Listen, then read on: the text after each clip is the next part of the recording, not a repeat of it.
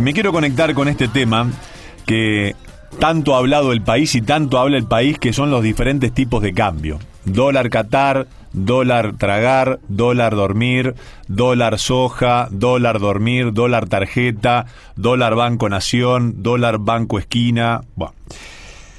Dólar soja, sequía, liquidación de divisas. La industria lechera alertó por los efectos negativos en medio de esta sequía tan pero tan importante, y 3 cámaras, cuyas empresas están en el programa Precios Justos, advirtieron por un incremento de costos y también posibles problemas en la generación de la materia prima, y solicitaron claramente medidas para la producción. Quiero hablar sobre el dólar soja para que ustedes también lo entiendan, porque hay muchas personas que dicen: la verdad, estoy re perdido, no tengo ni idea de qué se trata el dólar soja, por qué es tan importante, cómo le va a los productores que ponen absolutamente todo, qué insumos están utilizando, si es a valor dólar, si realmente los márgenes son convenientes para todas las puntas o siempre hay alguien que sale perdiendo y fuerte. El dólar soja lo voy a charlar con el director de analítica, Claudio Caprarulo, con quien estoy en contacto. Claudio, buenas tardes. Sebastián Chapiro lo saluda aquí en Duplex, en LU2 de Bahía Blanca. Gracias por atenderme. ¿Cómo le va? ¿Qué tal, Sebastián? Muy buenas tardes, un gusto. ¿Todo bien? Todo tranquilo, por suerte. ¿Qué es el dólar soja? El dólar soja es una medida que tomó el gobierno en septiembre y repite nuevamente en diciembre, que es ofrecerle al complejo sojero un mayor tipo de cambio cuando liquidan sus exportaciones. Uh-huh. Ahora de 230 pesos. En la práctica sería que le devuelve lo que pagan por retenciones. Bien. ¿Sirve? Bueno, sirve porque genera un fuerte incentivo para que todo el complejo, aquella soja que puede tener guardada en silobolsas, retenidas por distintas cuestiones, vea que le es conveniente liquidar, ¿no? Y en un escenario en el que el Banco Central no puede acumular reservas internacionales, es importante para generar una tendencia de mayor estabilización en el mercado cambiario. ¿Y esta liquidación después se va ajustando o queda en este tipo de cambio? Digo, por estas 3 cámaras cuyas empresas están en el programa Precios Justos, que han advertido un incremento de costos y posibles problemas en la generación de la materia prima. Entonces, de allí la solicitud de medidas para la producción. ¿Cómo es esa conversación y cuál sería el escenario ideal para que esto continúe de la mejor forma? Bueno, lo que nosotros ya sabíamos una vez que se anunció el dólar soja en septiembre es que una vez que se terminaba, los productores iban a tener pocos incentivos a liquidar el tipo de cambio oficial, porque iban a decir: bueno, si ya el gobierno me dio esta concesión, voy a esperar y le voy a plantear que necesito que lo haga nuevamente para que yo liquide, más allá de que eso no quiere decir que todos los productores y todas las cerealeras pueden no liquidar, ¿no? Pero siempre hay una fracción de la producción que algunos actores de la cadena, porque recordemos que son distintos los que intervienen, tienen mayor posibilidad por ahí de ahorrar, si querés, en poroto de soja, para simplificar la cuestión. Uh-huh. Ahora, hacia adelante el problema sigue estando. Esto no es una solución de fondo a los problemas macroeconómicos de la Argentina, sino es una solución para contener y no termina de resolver, porque de vuelta, una vez que terminemos este mes, seguramente aquel que tenga capacidad de acopio va a esperar a que le vuelvan a ofrecer un tipo de cambio más beneficioso. Tal cual. ¿Cómo fue la liquidación de este año? ¿Fue récord? Sí, fue una buena liquidación. Recordemos que también todas estas medidas los que buscan hacer es incentivar al sector más importante de exportaciones que tiene la Argentina, que es el agro. Entonces, como es el sector que pone los dólares, mientras el resto de los sectores demanda dólares para su funcionamiento, y con esto me refiero no solo a, puede ser alguno de los sectores industriales, del sector servicios, que cada vez demanda más dólares, sino, por ejemplo, también nosotros, los argentinos de a pie, tanto aquellos que compran el dólar a ahorro todos los meses, como aquellos que viajan al exterior. Este año vimos un crecimiento muy importante del déficit de turismo. O sea, al exterior están viajando menos argentinos que antes, pero los que viajan gastan más plata. Entonces eso también es un problema. Uh-huh. Dólar Banco Nación, 175,75 en este momento. ¿Cuál es la meta de el Ejecutivo y por qué de ir subiéndolo todas las semanas? Todas las semanas tiene un incremento, todos los días tiene un incremento, ya está en 175. Me acuerdo cuando empezó el Mundial, estaba en 160 y el dólar libre estaba en 2.90. Ahora el dólar libre está en 3.11, el MEP 3.17, el contado con liquidación 3.27, el Nación 175,75. ¿Cuál es el ideal del gobierno para ir manejando estos tipos de cambio? Bueno, cuando uno observa lo que pasó en los últimos meses, la tasa promedio de devaluación del tipo de cambio oficial, del dólar oficial, es de aproximadamente 6% en promedio. Eso lo que hace es acompaña a la inflación. Uno hacia adelante no prevé que pueda modificarse mucho más. Por un lado, que no pueda ir por debajo de ese porcentaje, porque eso generaría una presión cambiaria, mayores incentivos para que todos importemos más o compremos más dólares, lo que genera un problema a las reservas, y a su vez tampoco parecería que están dadas las condiciones para que aumente mucho más, porque un aumento aún superior pone más presión sobre la inflación.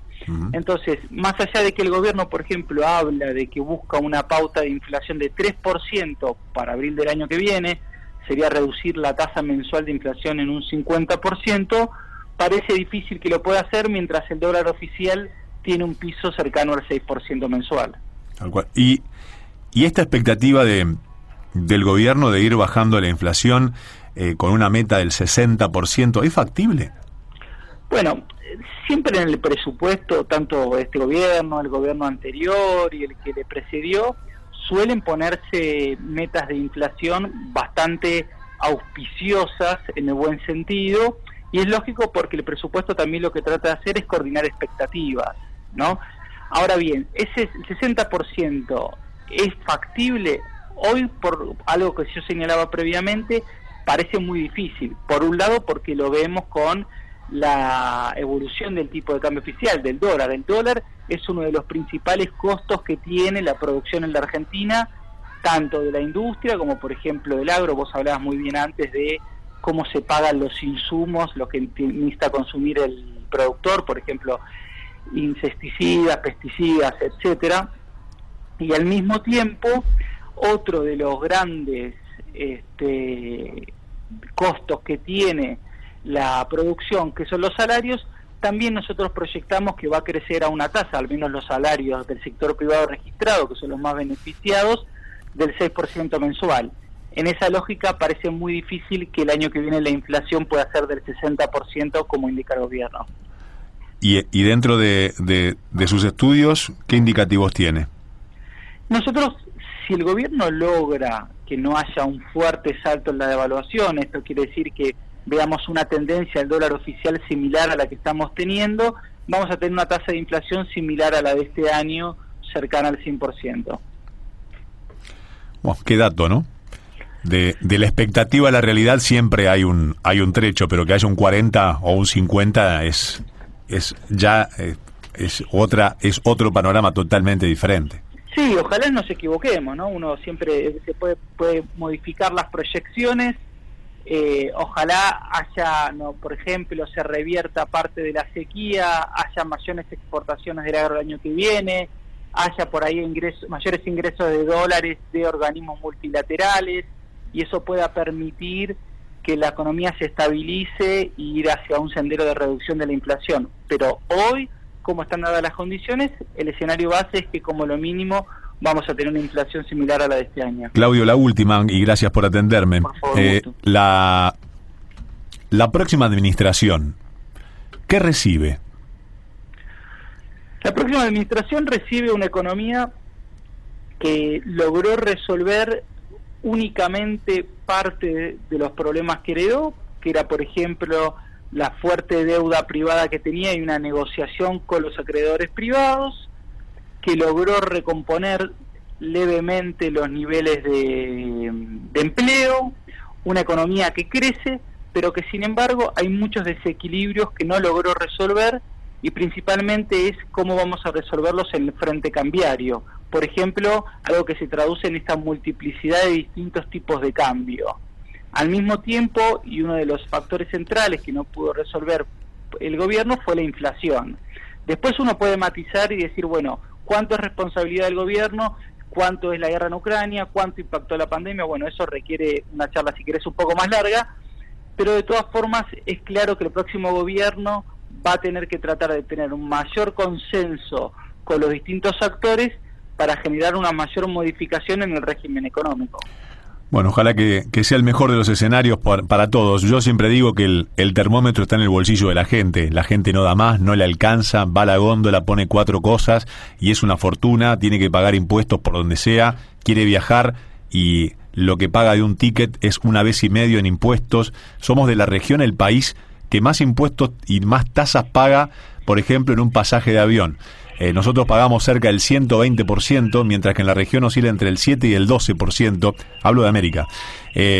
Y así con todo. La carga tributaria, yo no entiendo por qué no es uno de los factores a atacar, digo, para el sector productivo, para la pyme, para el emprendedor, para el tipo que tiene, o sea, la persona que tiene su recibo de sueldo y quiere que le rinda no solamente su esfuerzo, sino también traducido en su bolsillo.